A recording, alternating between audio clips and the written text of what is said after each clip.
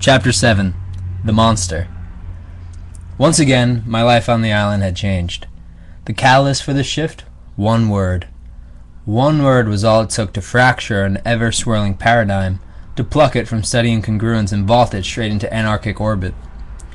Gregory and I were faltering, forced to stand in a tsunami of delirium, while both of us watched the other, each of us curious who would be the first to step into the void, the ominous new planet we had just been transported to.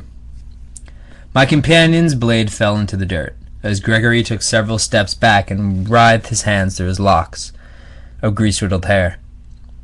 The man was far too flummoxed to even speak, quite the victory against a blabbermouth like Greg.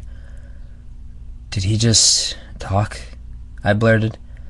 It was a question both of us already knew the answer to. We wouldn't be so garbled if it wasn't the case.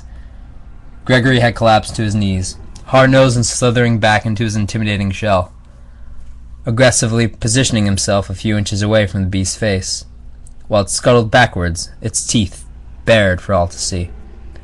An act that angered Gregory as he ripped the beast back towards him. He was clutching and pulling at its ankle while the monster dug its demonic nails into the earth, easing its skid. Neither of them were backing down, their faces radiating toxic fumes that had the potential to transform into a nuclear explosion. Gregory was stuck playing a dangerous game, his ego blinding him to the reckless player he was about to challenge. Before they had the chance to rip each other apart cell by cell, I repaid my two saviors by saving their lives, defusing their bomb before it had the chance to detonate. "There's food up there?" I asked the monster, as his face darted to mine. His fury melted away like candle wax. "Food," it nodded. My question was answered by a deep baritone inflection. His voice was blunt and mangled, composed of a distortion similar to blaring through a styrofoam cup. For many, that dictation would be too difficult to even process. Luckily for the beast, his first message to us was food. When starvation is bleeding in your stomach, this particular word becomes far more clear to the senses. "Well, that's wonderful," I gushed. It was unclear if I was more excited by the spike in probability for a hot meal or because I was just spoken to by a living, breathing animal. Gregory, on the other hand, wasn't as quick to trust the words of a stranger. Rising in the air to inspect the waterfall in all its glory, its ceiling nearly invisible if not for the fact that eagles were chirping and singing around it. They were a sight that seemed to transfix Gregory, that is, until his keen focus was deflated into a woeful grimace. "How could I have been so foolish?" he sighed. "It's clear as day. Crystal clear, and yet I needed a bloody ape to point out a fact that a child could realize.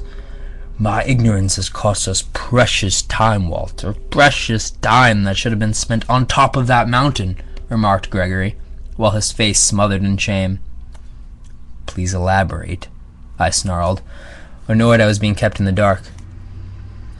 "The simplicity of this will bother you, Walt, but as you wish.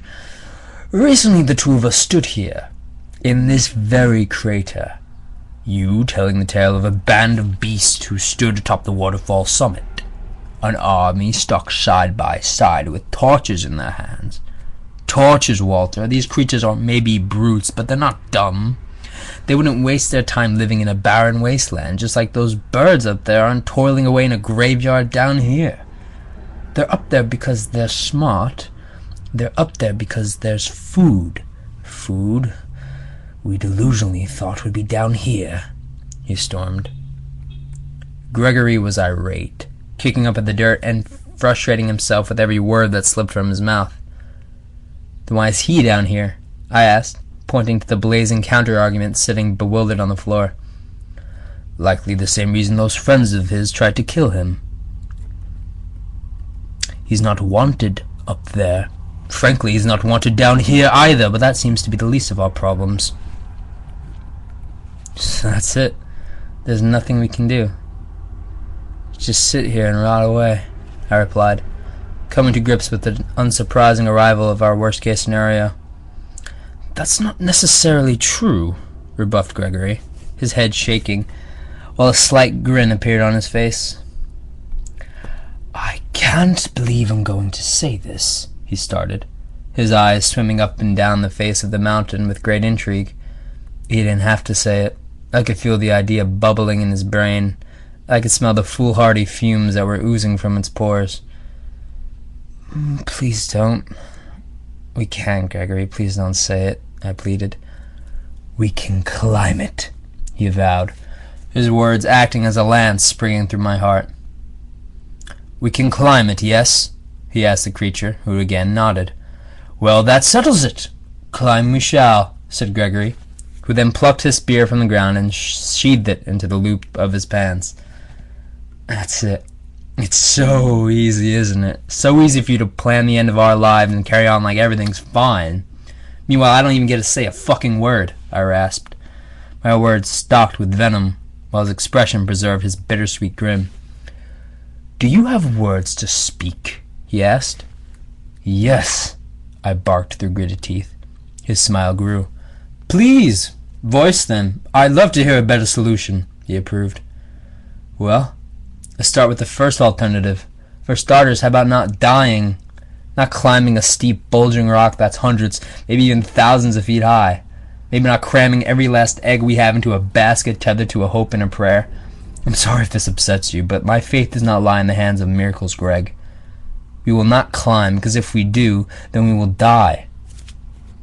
Stop for a second, Walter. Stop and listen to your stomach.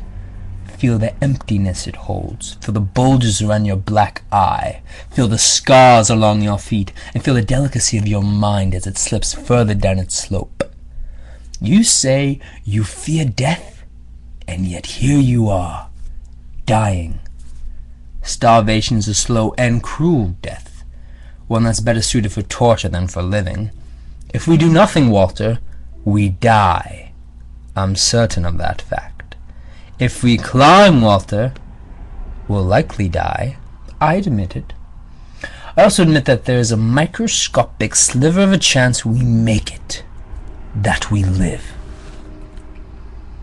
Gregory was becoming animated, clearly believing his own words.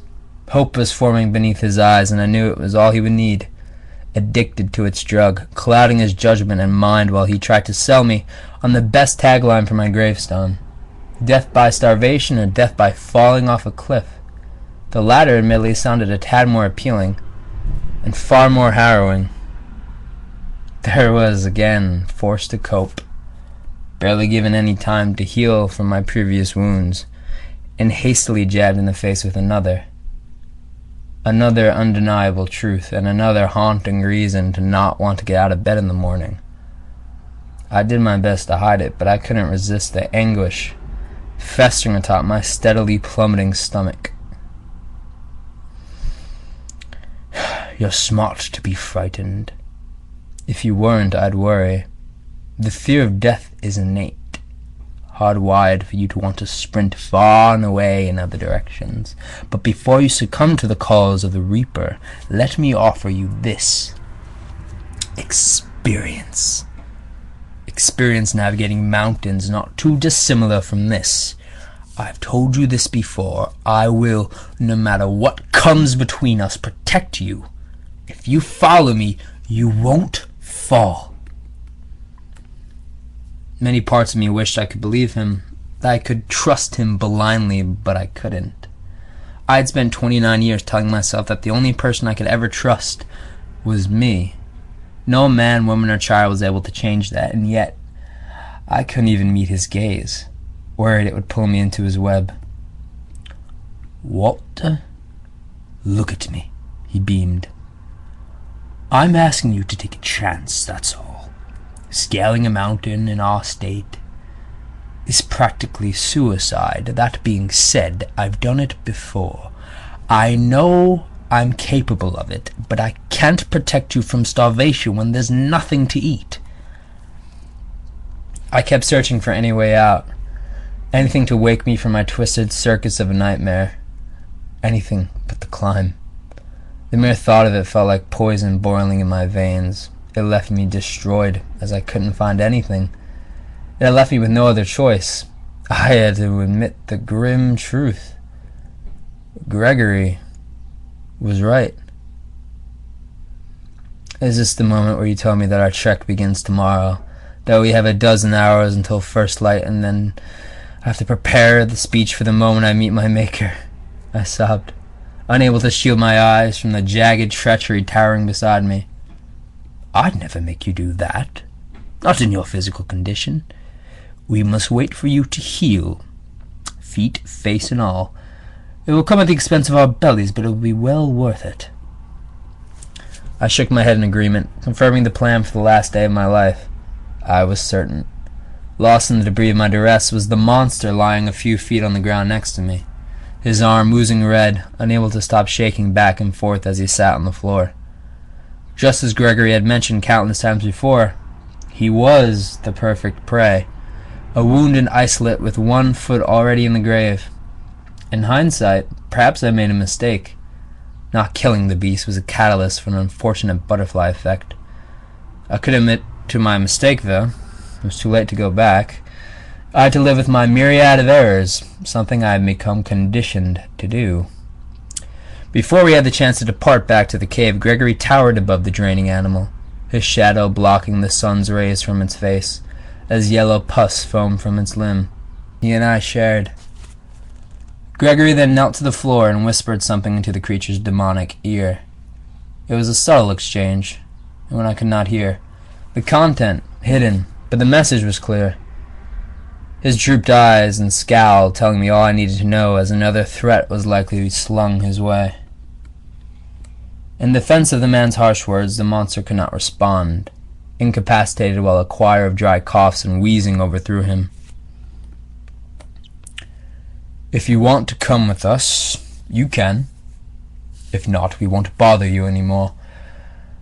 Just know, if you're lying, I will find you and cut your throat out with this spear of mine. Not even the gracious Walter Mai will be able to save you then. And if you dare touch one hair on his head, I'll rip your skin off inch by inch until you're nothing more than a clot of tissues and veins. Do I make myself clear? He jowled, Gregory vomiting a rage like no other. Overprotective of me, like a bear to its cub. The monster's face transformed from a stiff snarl to a slight grin, as he then turned towards me and waved his hand, taunting Gregory until my companion squeezed at the edges of his jaw and whipped its face back to his. Do I make myself clear? He screamed, mere centimeters from the beast's face. Its smile faded as it nodded through the tension of its handler's grasp. Before the two faces had the chance to drift away, the monster then released one last whipping cough square into the Gregory's canvas, lathering it with mucus. The crater was then brimming with the sounds of joyous laughter as the creature was howling on the ground in stitches. Flushed with anger, Gregory marched off back into the jungle, muttering under his breath while his feet stomped through the turf. Before we had the chance to scamper off into the darkness, I caught up with Gregory, still fuming smoke from his ears as he didn't take the beast's jokes in stride. He can cackle all he wants, but in the end, I'll be the one left laughing once I'm standing above his corpse. I promised him as much. I pray he doesn't forget it. I'm not sure that was the best decision, I commented, throwing but a few sprinkles of gasoline atop the bonfire bubbling beside me. You're worried about the threat, aren't you? Don't cry about it. He's just an easy target. Besides, I'm not so sure that thing understood a word I said, he conceded. I'm not so certain about that, I happily corrected, basking in the sight that was sprinting nearer behind us. Gregory's face dropped as he turned around and saw the animal following our footsteps from behind, limping towards us, waddling like an intoxicated penguin, and ready to make my companion's life a living hell. And what do you want? I asked the little animal as he stood next to us. Gregory and I glared at him, as his face remained pale and still. Do you still want to join us? I'm sure my friend over here would absolutely adore your company, I giggled, knowing Gregory would throw a fit at the mere thought of it. The beast's mouth then snapped open, revealing for all to see his beautiful smile. Plaque-infested spikes gleamed out from his mouth, surrounding which were gums that bulged purple and blistered. It seemed like he was trying to be friendly, and yet there he stood, a dentist's worst nightmare. "I think we just made a new friend, Walter," Gregory said as he pushed his way through the first wave of thickets. "Going to be a short friendship," I laughed. Our stroll back to the cave took much longer than we expected. The gorilla might as well have been a snail with the speed he was spewing. Side to side it rocked, as its clumsy saunter wasted precious minutes of daylight. At one point it even had the gall to stop and pick flowers. For what reason, no one knows. In his hand lied a giant bushel, coiling around his fist in a wiry stem that contained bright magenta petals. "Well, what do you have there?" I asked as it ambled over. "Food," it grunted. A statement that worried me, as it seemed the little bastard didn't know the meaning of the word. I remember thinking it was fairly possible that at the end of our daunting trip, the only thing that would have been waiting for us at the summit was a run-down flower shop. Alas, the monster's bouquet looked putrid, as if it had been plucked loose paper from the barrels of a shredder and smeared pink highlighter all over it. Despite this, the monster's offering was intriguing, my mind twinging with the possibilities of what his fauna plucked from Wonderland could taste like. Maybe it would be sweet and sugary like cotton candy, perhaps even a chilled peppermint. It smiled as I reached my hand towards his gift. Before I could, though, Gregory grabbed my shoulder, pulling me from my mirage. "I wouldn't trust it. If you get poisoned, you're as good as dead." I grunted in annoyance, as Gregory was 100% right, drowning me in logic so I wouldn't stuff my cheeks with the likely toxic filth. He's right. "I'll have to pass on that," I said, harboring disappointment as the words fell from my mouth. In response to my refusal, the beast looked on puzzled, simply shrugging me off.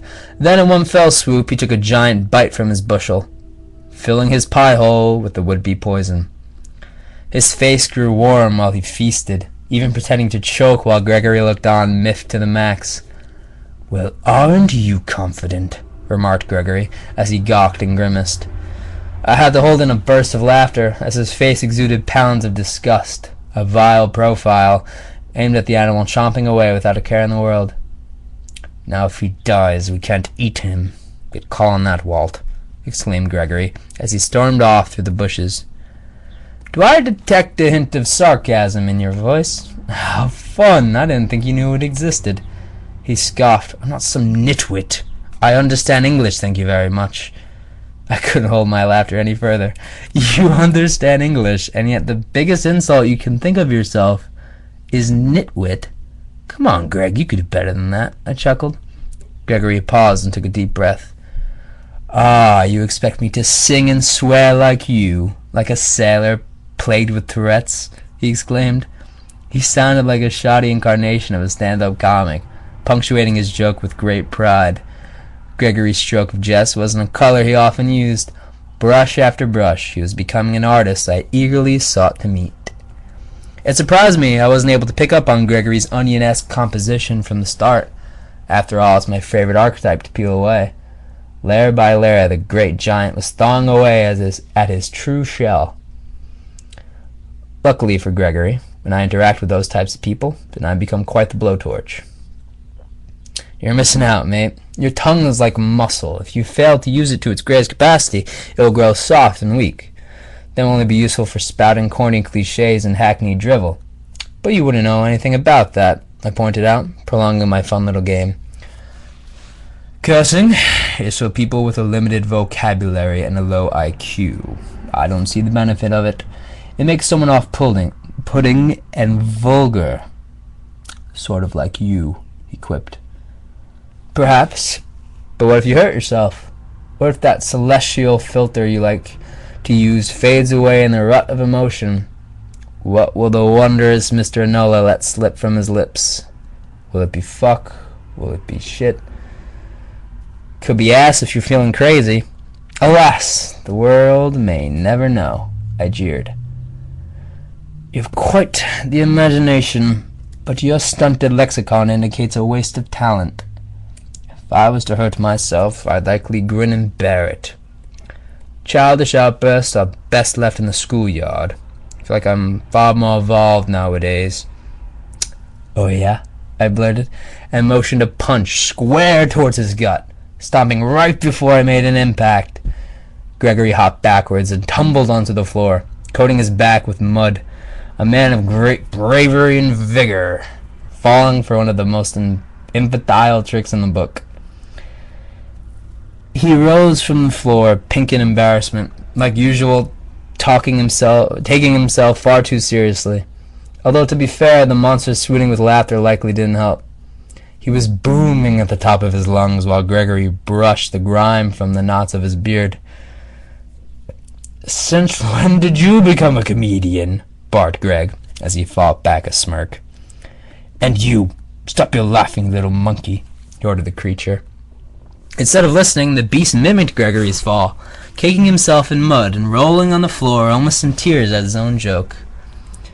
"Isn't he something?" remarked Greg, as the monster's laughs divulged into wheezing. "He's remarkable. I've never seen anything like him. It's like he's human," I replied. "I'd be surprised if it even had a soul. There's a reason monsters don't exist. They're not meant to. If God didn't put him here, then color me skeptical," cautioned Gregory, as he smacked away at the briar in front of us with his spear. "Are you suggesting God didn't create something?" "That's progressive of you," I gushed in an ever-rewarding approval. Both of Gregory's slits for eyes rolled as he continued to cut down loose branches from our path. "Now don't even get me started on that topic. We'll be at it for hours," he warned. And just like that, my lips glued shut. When it came to evading the behemoth's lecturing, I didn't have to be told twice. Eventually we made it back to our camp, following a brisk journey through the marshland. Our once angelic hideaway seemed to lose its luster in the daylight, the sun beaming atop the crumbling rock, which was sapped of any vampires. The nocturnal swarm cocooned themselves against the backmost wall, shielding their eyes from the terrors of light. Hundreds hung like picture frames, dozing away until an alarm clock came sprinting into their dreams and viciously shook them awake. The monster had dashed into the cave like a bull in a china shop, screeching at the flying foxes while they zoomed in the air. "Quit your hollering! They're not dangerous," said Gregory, as he was already hard at work collecting vines. The monster ignored his plea and hopped in the air, attempting to grab one of the fluttering juicy steaks before they had the chance to flee. He jabbed and swatted at their wings for quite some time, but was left empty-handed, as they nestled together high atop the soaring ceiling. "They're too smart for you, savage, and far too quick. If they were easy to catch, then they'd be roasting atop a fire as we speak. Do us and yourself a favor. Give up and stop acting like a baboon. They deserve sleep, and we deserve peace and quiet," stammered Gregory.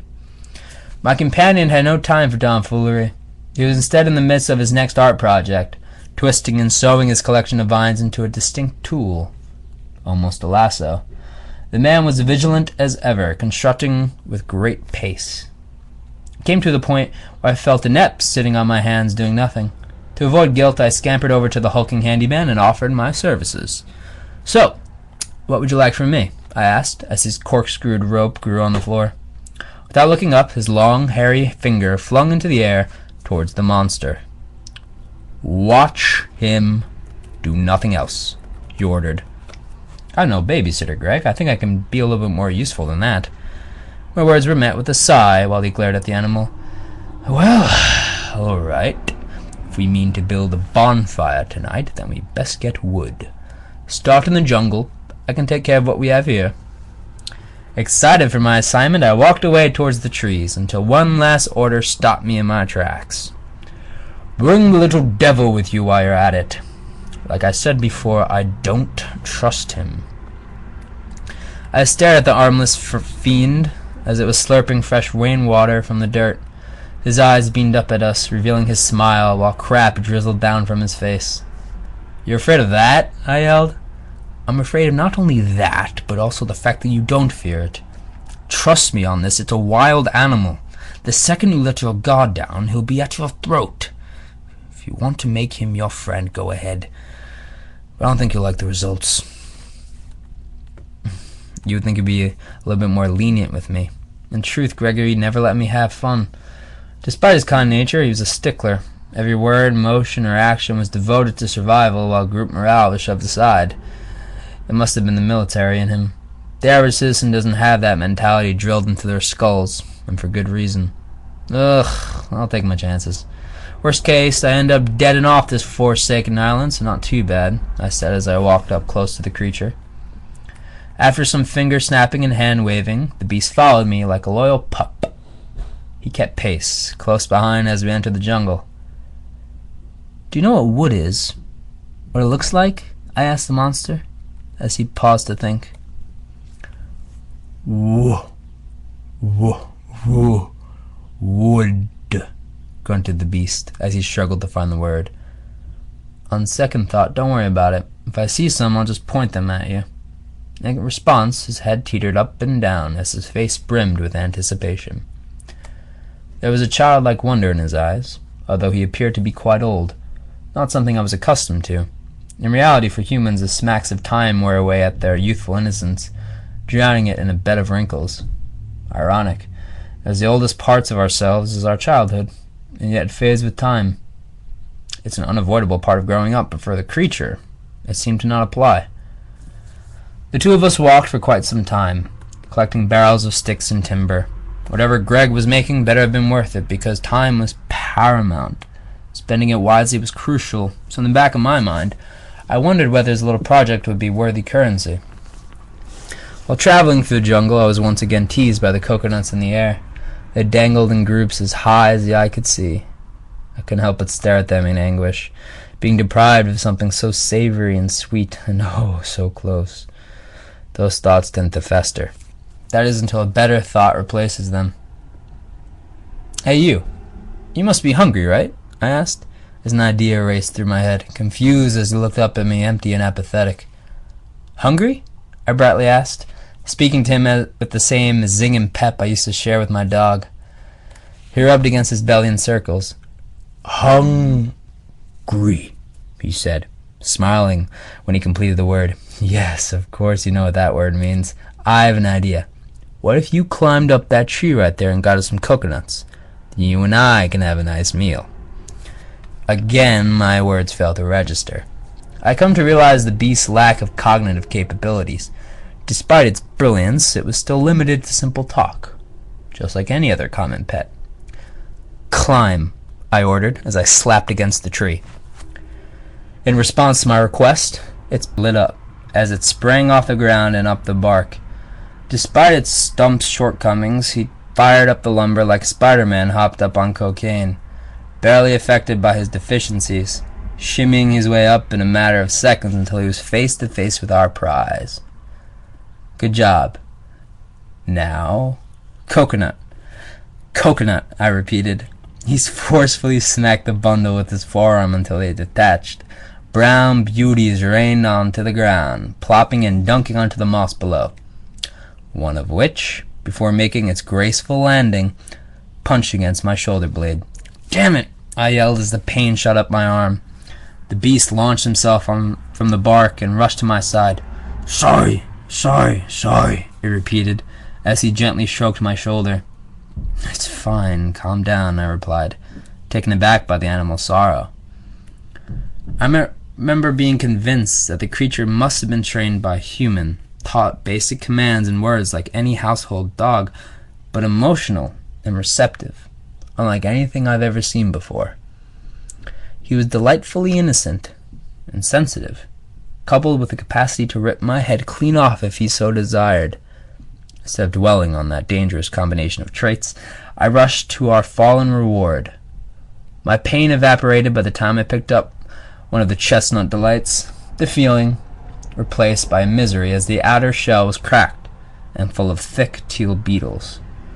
I dropped the infestation on the floor in disgust as the smell of milk months past its expiration date fumed from its cracks. The image was reminiscent of a basketball brimming with maggots, and yet, despite this, the creature picked it up, his mouth watering while he shoved it close to my face. "Hungry?" it asked, as the bugs wiggled and slithered their way out from the rotted holes. "I'm not that far gone yet. Maybe in a few days," I nasally replied, my fingers pinching together to form a stout blockade from the odorous onslaught. Several of the green goblins were sputtering to the ground, hissing in the air before the creature then gobbled up every last one of them, filling up on fuel while he licked his lips clean, erasing the droves of juice that gushed out from his teeth. "You're quite the specimen, little one. I'm glad I found you," I exclaimed, as he rubbed his belly in blissful contentment. The remains of the beetles could be seen lurching about in his stomach. Many must have been swallowed whole, as their spines protruded out through his skin. John, Paul, Ringo, and George pulsing through his gaunt outer covering. That is, until a few swift punches squashed them flat. He then burped a nauseating belch that tarnished the air around me, and smiled. After another round of collecting, the two of us grew satisfied with our lofty coop.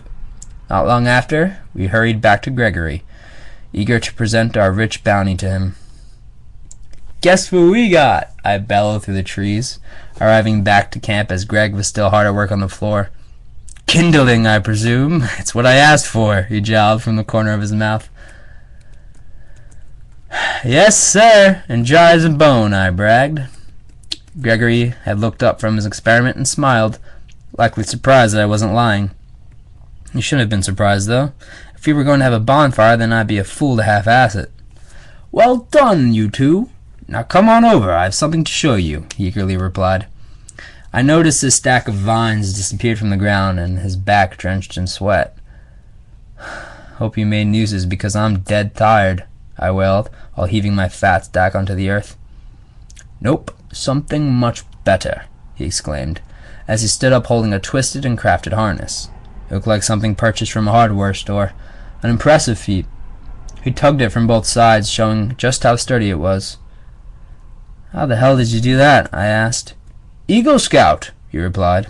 I put my hand up. "Say no more. That explains a lot." "So how do they work?" I asked. The monster sprang towards Gregory's invention, tugging and playing with it while its creator rolled his eyes. "It's essentially two sets of belts wrapped together. They help us keep a similar pace, and if, heaven forbid, you fall, then it'll give me a chance to save you. Think of it as a life preserver for the sky," he exclaimed, giddy as ever. Gregory went on to demonstrate just how useful his invention could be. The two of us even attempted to climb to the top of the cave as a test run. Luckily for us, it was just that, a test run. We barely scaled a few feet before crashing down, a fate that repeated itself dozens of times, both of us too stubborn to stop and yet too starved to even start. Eventually, better minds prevailed and we shifted our attention to something more productive. For Gregory, it was another round of the old fire kit. For me, it was a much-needed round of sleep. Food may have been an ever-lingering black cloud of a target, but in that moment, the only thing I was interested in was a nap. Within only seconds of resting, my eyes had fallen heavy, and yawns were spilling out from my mouth. Sped-up slumber ready to vault me into space. Before my mind could officially clock out, I was drawn to the side of my new friend. Outside the cave, I could still see the monster, the sun shining a bright spotlight upon him while he lied on the floor, playing in the mud, rolling and laughing like a toddler while frogs hopped and ribbited around him, all of which caused the ruckus around me, but I didn't mind. I actually enjoyed it. The creature, once a figurehead of my nightmare, turned out to be not even a threat, not by a long shot. Despite the warnings from my companion, there I was, slipping into sleep mere feet away from the scoundrel. If he was dangerous, I was about to find out. In due time, my brain had shut off.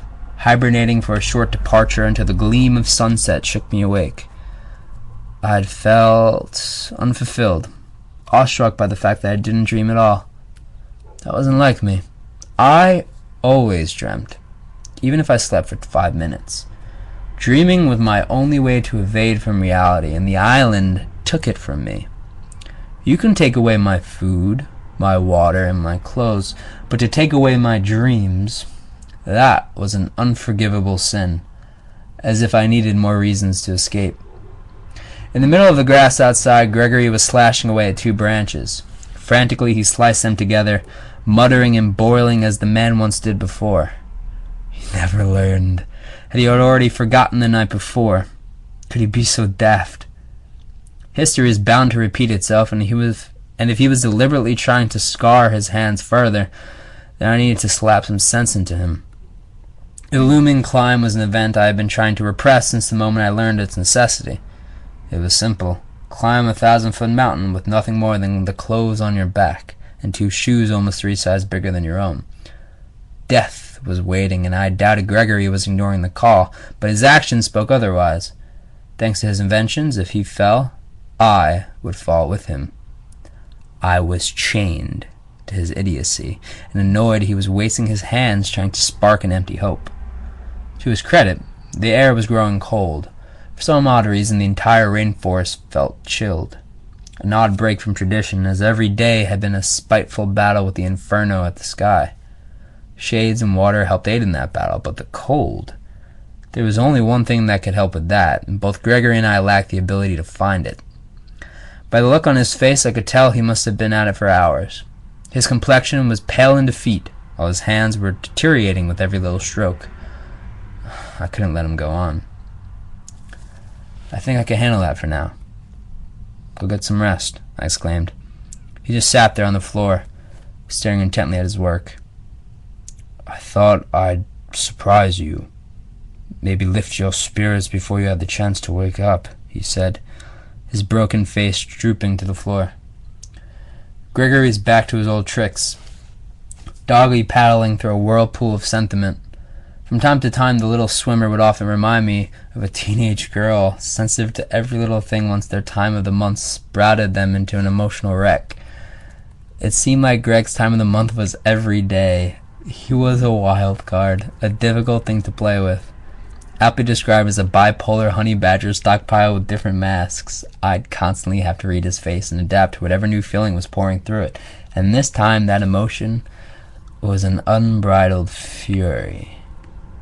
When dealing with an unbridled fury, one must simmer their waves of rage before their temperature reaches a boiling point. Act as a giant ice cube to offset their worries. A key point, though, never act judgmental towards their acrimony. Let it be released in all its glory. By attempting to bottle them up, you'd be shaking them like a carbonated can, only doing yourself a great disservice in the long run.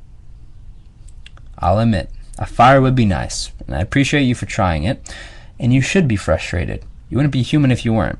Keep in mind, though, we've already been through a marathon of bullshit. It's not like a little cold will be a hurdle that will finally make us trip. Besides, the island's weather changes on the drop of a dime, so while I may freeze, I doubt it'll last long, I assured him. Slowly but surely, I could see the anger on his face dissipate. Alas, the successful bomb defusing had rendered my companion back to his old lively self. You're actually freezing? He earnestly asked. I'm practically an icicle at this point, I admitted. In response, Gregory started taking off his shirt, until I had to stop the dunderhead from flashing me to death. Definitely no need for that, I blurted, fixing his plaid shirt upright. You're going to get yourself seriously hurt one day. You matter too. It's not just me out here, I reminded him, a sentence that made him smile.